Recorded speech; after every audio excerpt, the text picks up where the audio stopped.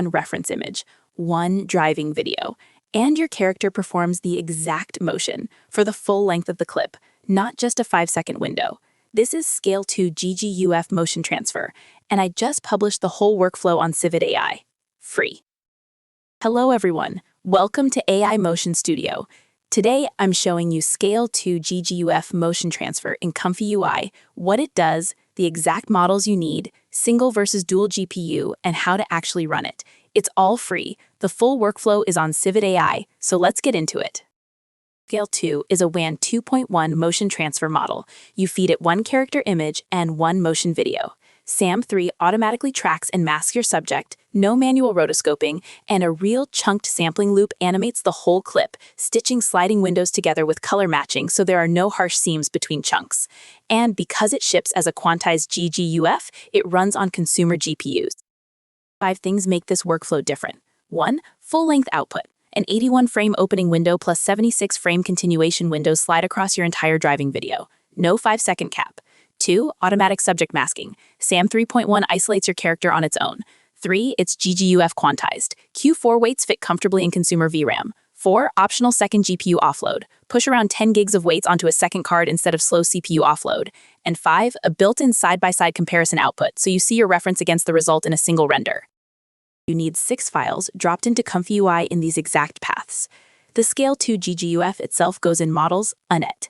The UMT5 XXL text encoder goes in text encoders, ClipVision H goes in ClipVision, the WAN 2.1 VAE goes in VAE, the Light X2V Step Distill LoRa goes in LoRa's, and the SAM 3.1 checkpoint goes in checkpoints.